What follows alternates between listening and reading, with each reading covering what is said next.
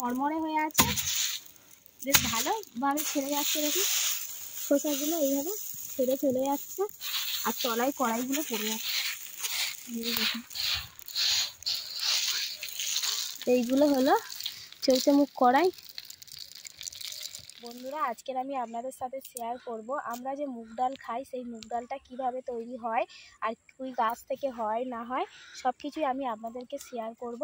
আর এই দেখুন আজকের আমি চলে এসেছি এই খোড়া নিয়ে, কড়াই বাগাই এই কড়াই মাঠে। এখন কড়াই মাঠে এসেছি কড়াই তোলার জন্য। অলরেডি কড়াই তোলা শুরু করে দিয়েছি। আর এই গাছগুলো আমাদের পৌষ মাসের শেষের দিকে এই মুগ ডালের বীজ ছড়ানো হয়েছিল। সেই গাছ থেকে বীজ থেকে দেখুন কত বড় বড় গাছ হয়েছে, আর গাছে কড়াইও হয়ে গেছে। কড়াই হয়ে এই দেখুন এইগুলো কাঁচা কড়াই, কোনো গাছে কাঁচা কড়াই রয়েছে, আবার কোনো গাছের কড়াই পেকে গেছে। বেশিরভাগ কড়াই সব পেকে কালো হয়ে গেছে। আর সেই কড়াইগুলো এখন তুলতে এসেছি। আর এই কড়াইগুলোকে তুলে বাড়ি নিয়ে যাব। বাড়ি গিয়ে রোদ্দুরে দিয়ে পিটে এই খোসা থেকে কড়াইগুলোকে আগে বের করব, তারপর সেই কড়াইগুলো জাঁতায় পিষে আমরা ডাল বের করব। আর ওই ডালটাই কিন্তু আমরা মুগ ডাল বলি। মানে যে মুগ ডালটা আমরা বাজারে কিনি এই গাছ থেকেই হয়, আর এই কড়াইটাই হচ্ছে মুগ ডাল। এই কড়াইগুলো আমি মাঠে থেকে তুলে নিয়ে গিয়ে কিভাবে বাড়িতে পেশাই করে ডাল বের করে তারপরে ডাল রান্না করি সব কিছুই আমি আপনাদের সাথে শেয়ার করব এই ভিডিওর মাধ্যমে। আপনারা প্লিজ প্রথম থেকে দেখতে থাকুন, খুবই ভালো লাগবে। কড়াইগুলো কিভাবে তুলতে হয় দেখুন কতটা সোজা। এই ডাল থেকে এইভাবে কড়াই ধরে এরকম পাক দিলেই কড়াইগুলো উঠে যায়। কত সুন্দরভাবে উঠে যাচ্ছে দেখুন, গাছ থেকে ছাড়ানো যাচ্ছে। এইভাবে সব গাছ থেকে কিন্তু কড়াইগুলোকে তুলে নেব। এইগুলোকে আমরা মুগ কড়াই বলি, আর যখন এই কড়াইগুলো খোসা থেকে বের করা হয় তখন এদেরকে ডাল বলি।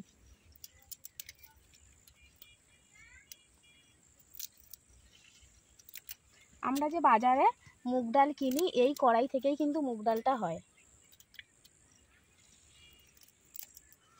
প্রচুর হয়েছে মাঠে, আর সব কালো হয়ে গেছে পেকে, সব তুলে নিতে হবে।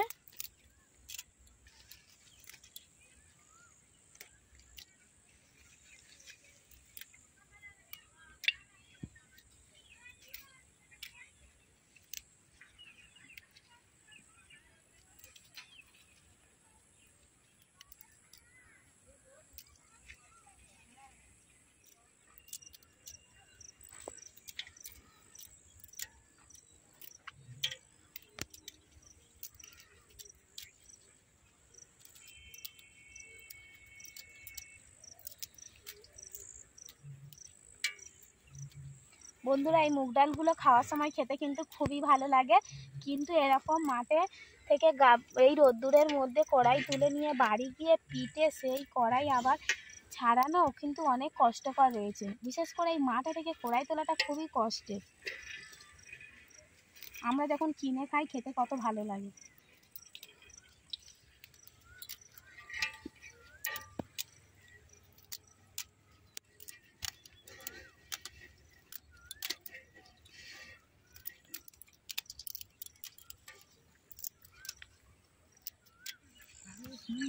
পরের দিন সকালবেলা আমি আর মা দুজনে আবারও কড়াই মাঠে চলে এসেছি কড়াই তোলার জন্য। আর এত বড় মাঠে এত কড়াই হয়েছে যে দু একদিনে কড়াই তোলা সবগুলো সম্ভব নয়। প্রায় কয়েকদিন ধরেই কড়াইগুলো তুলে নিতে হবে। অনেকটা জায়গা প্রায় তুলে ফেলেছি, এখনও কিন্তু অনেকটা বাকি রয়েছে।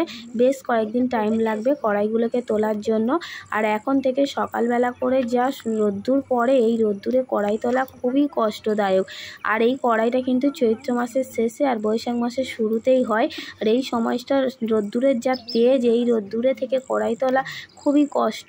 তা সত্ত্বেও তবুও কিছুটা কড়াই যত পারি তুলে নেওয়ার চেষ্টা করছি তাড়াতাড়ি করে, কারণ বৃষ্টি হয়ে গেলে কড়াইগুলো আবার নষ্ট হয়ে যেতে পারে। আর আমার যে সকল বন্ধুরা এই ভিডিওটা দেখছেন তারা কিন্তু আমাকে অবশ্যই কমেন্ট করে জানাবেন যে আপনাদেরও কি এরকম কড়াই মাঠে কড়াই চাষ হয় কি না, কিংবা আপনারাও কি এরকম রোদ্দুরের মধ্যে কড়াই তোলেন। আমাকে কিন্তু অবশ্যই করে জানাবেন, জানাতে ভুলবেন না। আর শুধুমাত্র মাঠ থেকে কড়াই তুলে নিয়ে গেলেই হয় না, বাড়িতে গিয়ে এই কড়াইগুলোকে আবার রোদ্দুরে দিয়ে দিতে হবে। দিয়ে বাড়ির বাকি যে কাজগুলো রয়েছে সেগুলোও সেরে নিতে হবে। তারপরে আবার দুপুরবেলা ওই রোদ্দুরের মধ্যেই কিন্তু কড়াইগুলোকে পিটে নিতে হবে। রোদ্দুরের মধ্যে কড়াই পিটে নিলে তবেই কড়াইগুলো ভালোভাবে বেরিয়ে যায় খোসা থেকে। আর শুধু মুগ ডাল খাওয়া না, কতটা কষ্ট তা তো আপনারা বুঝতেই পারছেন। এখন আমরা কড়াই তুলে বাড়িতে চলে এসেছি আর দুপুরবেলা কড়াইগুলোকে পিটে নিতে।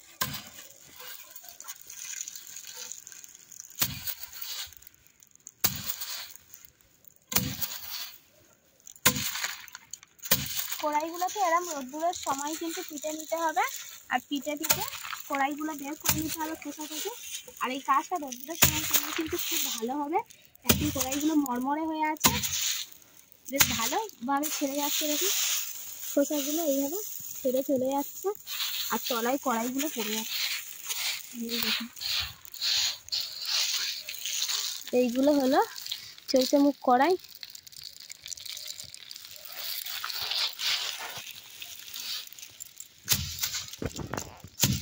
আচ্ছা, প্রচণ্ড রোদ্দুর, কড়াইগুলো একদম ছড়িয়ে খড়খড়ে হয়ে গেছে।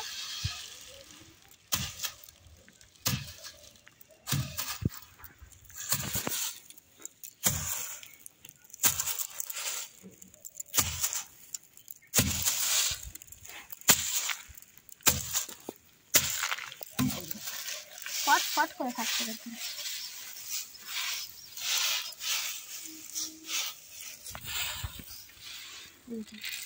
কড়াইগুলো সব রোদ্দুর নিচে পড়ে যাচ্ছে।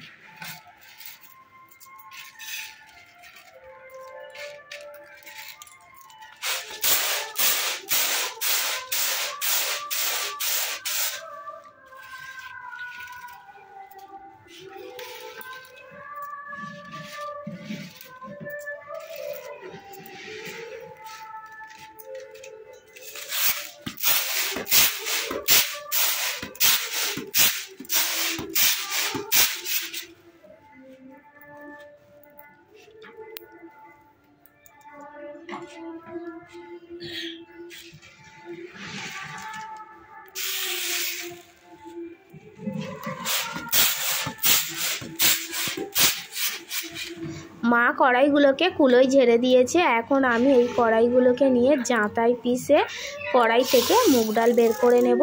আর আমাদের গ্রামের দিকে কিন্তু সব কিছু জাঁতাই করা হয়, মেশিনে তেমন একটা দেয়া হয় না। তবে এখন জাঁতা থেকে মেশিন উঠে গেছে খুব সহজ পদ্ধতিতে, সেই জন্য বেশিরভাগ লোক মেশিনেই কিন্তু কড়াই ভাঙিয়ে নেয়।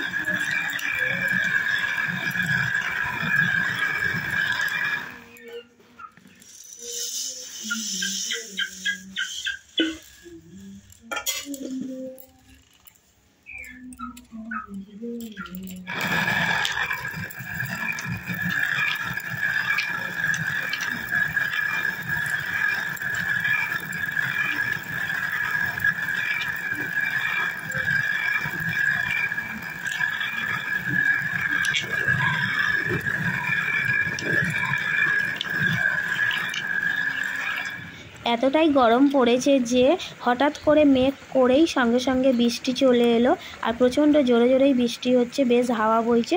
তবে কিন্তু গরমের সময় এরকম হালকা বলকা বৃষ্টি হলে খুবই ভালো লাগে, একদম ঠান্ডা ঠান্ডা মনে হয়। বন্ধুরা, আজকের মতো ব্লগটা এখানেই শেষ করছি। আর আজকের ব্লগটি কেমন লাগলো অবশ্যই কিন্তু কমেন্ট করে জানাবেন।